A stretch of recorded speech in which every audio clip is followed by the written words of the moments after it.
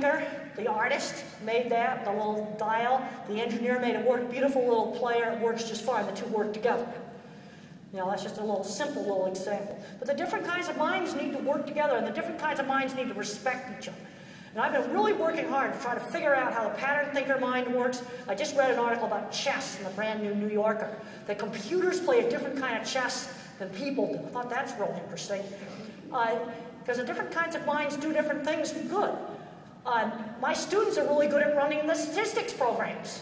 But I'm very good at figuring out why this experiment came out with different results than that experiment, because the methods were different. Because I'm visualizing the cat. They're getting lost in the numbers. But I need the statistician. I don't know how to run a SAS program. This is where you have to have the different kinds of minds working together on stuff. Okay, sensory issues. You know, you're barely bad. I still can't tolerate scratchy clothes. One of the two biggies in school is difficulty multitasking. I don't multitask well. And I don't remember long strings of verbal instructions. So when I was in a project meeting, boy, I'd be writing down, I'd say to them, okay, we're going to have 200 cattle an hour with 3 people, and it's going to cost this budget, you know, want very specific outcomes. I'll handle the design, but the project's going to do specific things.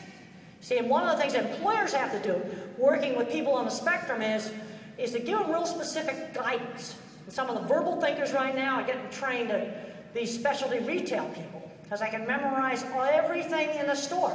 Best Buy's doing stuff with this. You know, there's certain things they do well, but you can't be vague. You know, you hire a computer programmer that's on the spectrum, don't just say to them, develop new software. You gotta tell them something like, we want this speech recognition program that will work on phones, and it's like 98% accurate. Okay, now that'd be really, really hard to do, but it's something specific. It's really hard to do, but the Aspie guy will go and do it for you. You know, you just got to tell them what you actually want in the end product. Problems with fluorescent lights, worst problem we've got in the schools. I mean, some kids absolutely not going to be able to function under these flickering fluorescent lights. Okay, 50s upbringing, turn taking in conversation. That was taught at the dinner table. If I yacked too long, they stopped me. Being on time, another thing, pounded into me when I was little. I had to learn how to do stuff I was asked to do. Saying please and thank you. And when I made a social mistake, they would just correct it. They didn't scream at me. Let's say I stuck my tongue out in church. Another would say it's rude to stick your tongue out in church. Just don't do that. Here's examples of rude behavior. So how do I learn rude? Well, when I did something rude, you say, well, that's rude that you pointed at a fat lady and laughed at the supermarket. That's rude behavior. You know, again, it was done by specific example. But the other big thing is there was absolute consistent discipline between home and school. You know, the rules were the same in both places. And where you have the greatest success is when the parents and the teachers work together. Instead of the school, the parents fighting each other. Need to have consistency. Now, I think it's okay to be eccentric. But there's that scene in the movie where they slam down the deodorant and say, you stink, use it. That happened. And I was angry at the time.